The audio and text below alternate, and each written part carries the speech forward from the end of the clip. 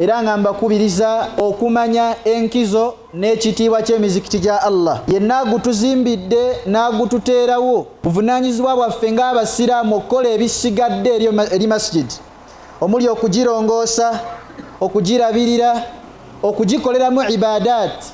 Omu ku batukulembera abalongoofu yasoma etteeka lya Allah erigamba fi buyutin adhina Allahu an turfa'a wa yudhkara fiha ismuhu yusabbihu lahu fiha bilghuduwi wal asali rijal. Yasoma aya yegamba nti mu mizimbo gino egizimbibwa Allah gye yatukkiriza n'atulagira gizimbibwe era lyogerwebwe mu jjo erinnya lya Allah subhanahu wa ta'ala nga bamutendereza mu jjo ku makya n'olweggulo. Allah n'agamba baani rijalun la tulhihim tijaratun wala bay'un an dhikrillah. Naye omulongoofu yagamba nti bwe kibanga siggwa atudde mu masjidi leero ku jjuma n'osaala, nga siggwa omusiraamu akeera n'ojja n'osaala essala ya subuhi mu jamaa, nga siggwa atuulamu n'osomayo peegi ya Qur'ani ne wejjukanya mu darasa ezibeerawo baada subuhi ne baada al-maghribi, yabuuza nti idhan faman, kati ani agenda okujja mu masjidi munaakoleremu ebyo? Allah subhanahu wa ta'ala nga maliriza yagamba nti innama ya'muru masajida Allahi man amana billahi wal yawmil akhiri wa aqama as-salata wa ata az-zakah. Mazima abalabirira ne bazimba ne bakolera emirimu mu mizikiti gino beba abantu abakkiriza Allah subhanahu wa ta'ala. Kitegeeza akamu ku bubonero obugenda okukakasa obukkiriza bwaffe eri Allah kwe kufaayo n'obujjumbize bwe tulina eri masajidi za Allah subhanahu wa ta'ala.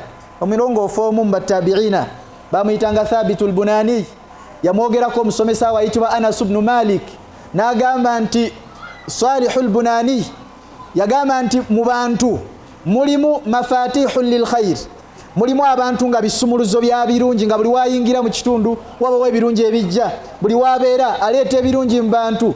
N'agamba nti wa inna thabita, naye mazima Thabit oyo Thabitul Bunani miftahun min mafatihil khair, kisumuluzo mu bisumuluzo bya birungi. Naye bamwogerako ne bagamba nti bwe yatambulanga kullama marra bimasjidin, buli we yayitangako ewali omuzikiti n'alaba nti eno masjidi bagizimbye, eno masjidi weeri, bwe yabanga atambula nawe yabanga mu safaari yagambanga be yali nabo mulindeeko, n'akyamako masjidi fasalla rak'atayn, n'asayo laka ne weziba bbiri atisha abeereko omugenyi wa Allah subhanahu wa ta'ala. Nabwe kityo ffe bakuleetedde omuzikiti guno mu kitundu kyaffe, ekibuuzo kiri nti tugenda kweyisa tutya nagwo ebbanga lye tugenda okuwangaala? Ojja kusanga nga nabbu byakutte, era tulinde baganda baffe bajje baleete ssente bamutukubiremu, era bajje bagule sabbuuni anaasiimula omuzikiti, era bajje basombe amazzi aganaalongoosa omuzikiti, era bajje basaalire bujama mu masjidi eno ng'abatuuze weetuli. Masjidi eno eyinza okubeera imma hujjatan lana, eyinza okufuuka ekyomugaso gye tuli ku lunaku lw'enkomerero, wa imma bwenaaba tefuuse ekyo sayakunu hujjatan alayna, eyinza okutuwaako obujulizi obuyinza okutuleetera ebizibu. So nsaba tufeeyo gyeri, tugirabirire, tugiwunde, tugirongoose, tugibeeremu, tugikoleremu ibadat. Allah subhanahu wa ta'ala atuwa obulungi bwayo. Saba Allah subhanahu wa ta'ala ebifaanagana nga bino abituddize mu bitundu byaffe. Allah atuwa amasomero g'eddiini mu bitundu byaffe. Allah atuwa abantu bannaddiini ab'amaanyi mu bitundu byaffe.